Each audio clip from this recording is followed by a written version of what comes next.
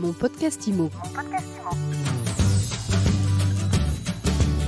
Bienvenue dans ce nouvel épisode de mon podcast IMO. Chaque jour, un éclairage sur l'actualité de l'immobilier avec un invité. Et aujourd'hui, je reçois Philippe Taboret. Bonjour Philippe. Bonjour. Vous êtes directeur général adjoint de CAFPI, le courtier bien connu en immobilier et en rachat de crédit. Si vous êtes avec nous aujourd'hui, c'est parce que vous avez réalisé une carte de France des jeunes emprunteurs. Par jeunes emprunteurs, vous entendez moins de 34 ans.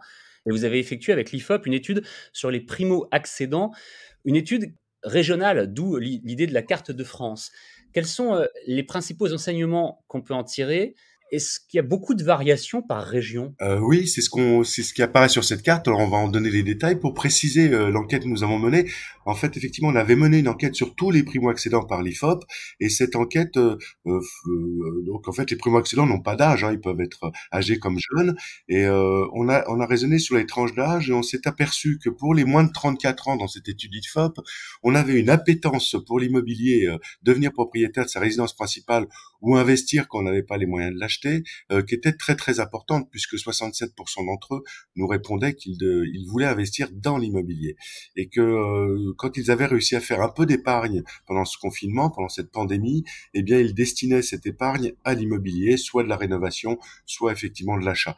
Donc on s'est particulièrement intéressé là sur notre base de données perso, CAFPI, donc chez CAFPI, c'est 40 000 dossiers par an à peu près traités, à cette classe d'emprunteurs que sont les moins de 34 ans. Est-ce qu'ils sont plus ou moins pénalisés? Est-ce que les différentes évolutions du marché, les critères, les conditions d'accès par les banques, les taux d'intérêt, leur sont plus ou moins favorables, et régionaliser ces données pour savoir si à Paris, à Lille ou à Bordeaux, cela évoluait de la même manière. Alors, vous nous le disiez, Philippe Taboret, 67% des 25-34 ans souhaitent investir dans l'immobilier dans les prochaines années.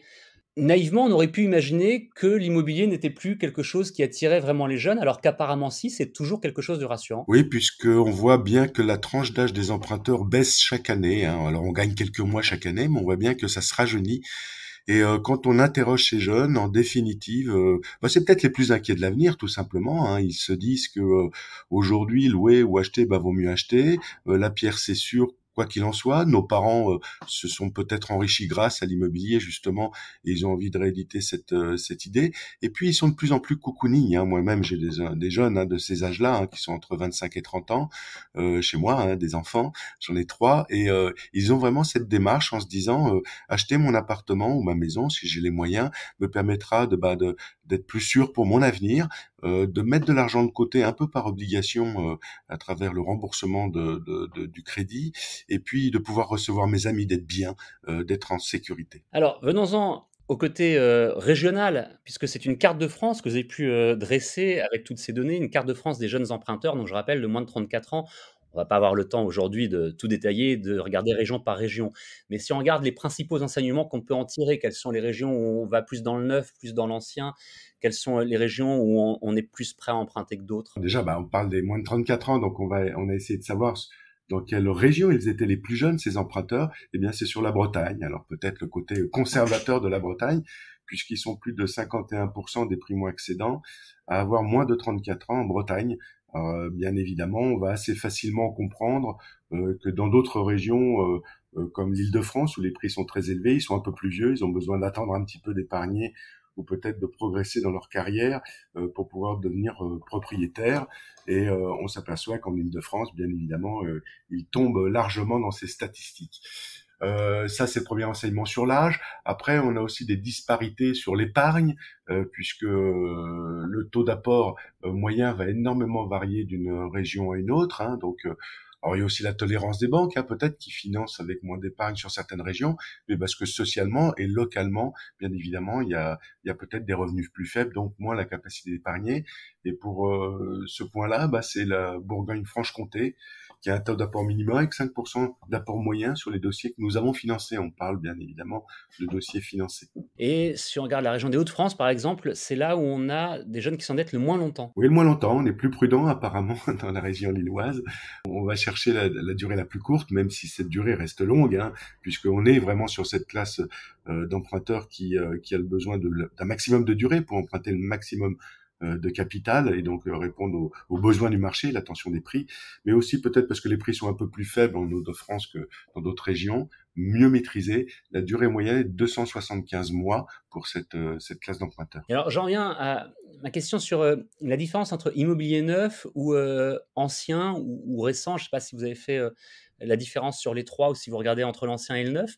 Où est-ce qu'on va plus aller vers du neuf, par exemple? Alors on va se retrouver bien sûr dans les régions où ça construit plus, hein, donc moins sur les zones tendues. Donc on est dans l'est assez friand de neuf. Dans la Nouvelle-Aquitaine également, où il y a quand même des zones qui se développent énormément, donc beaucoup d'offres de neuf, beaucoup moins en Île-de-France par nature, puisque bien évidemment la capacité à construire du neuf et donc à offrir des prix accessibles dans le neuf pour ces jeunes emprunteurs est plus rare. Pour terminer, une question importante quand même, surtout après tout cela, Philippe Taboret, c'est votre métier. Vous êtes courtier en immobilier et vous le disiez, 40 000 dossiers par an, je crois, c'est ça? C'est ça. Alors, on a des records de nos meilleures années, comme 2017, où on était monté à 50 000, mais après, la variation fluctue en fonction du marché, bien évidemment. Est-ce que c'est plus difficile pour vous d'obtenir des autorisations de prêt de la part des banques pour les moins de 34 ans? Ça se durcit.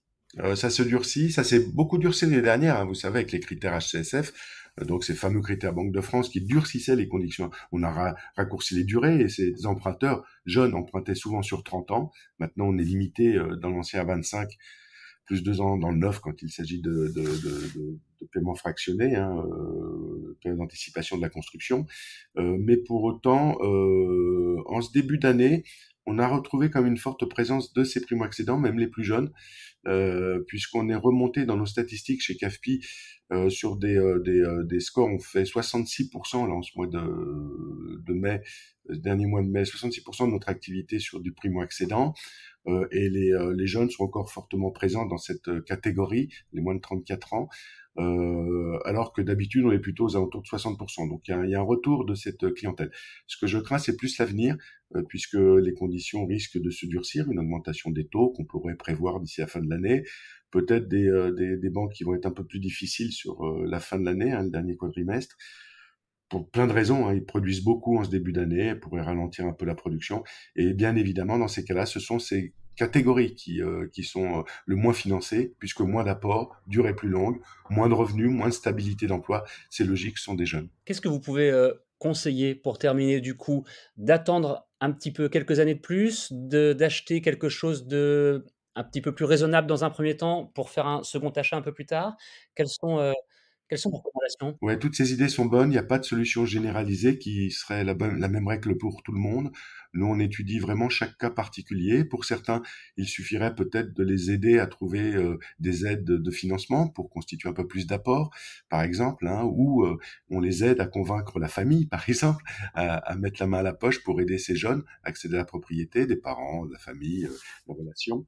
Il peut y avoir ces solutions. Ou alors, quand ils sont vraiment trop courts, effectivement, on leur préconise d'avoir une gestion améliorée de leurs revenus, hein, sur leur dette, hein, d'une façon générale, de façon à préparer l'opération, peut-être la reporter de quelques mois, ou peut-être un an ou deux, et d'arriver en force au moment de l'opération.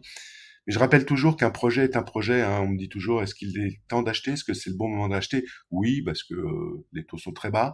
Mais cependant, c'est quand on a un projet, que le bien immobilier nous correspond, qu'il nous va bien, qu'on a envie, et puis qu'on a trouvé le financement derrière pour réaliser cette opération, qu'on doit s'engager. On ne doit pas attendre des miracles d'un marché, de baisse des prix ou de baisse des taux. Ça vaut mieux pas attendre. Bon, le message est clair et le message est passé. Merci beaucoup Philippe Taboret. Je vous en prie, merci. Je rappelle que vous êtes directeur général adjoint de CAFPI, un courtier important et historique en immobilier et en rachat de crédit. Vous étiez avec nous aujourd'hui.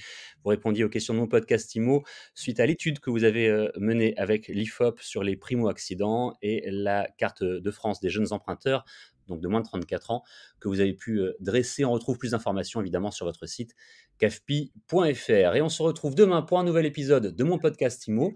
Mon podcast IMO, c'est sur toutes les plateformes de podcast, c'est tous les jours, 7 jours sur 7. Abonnez-vous, partagez-le et commentez-le. À demain. Mon podcast IMO. Mon podcast IMO.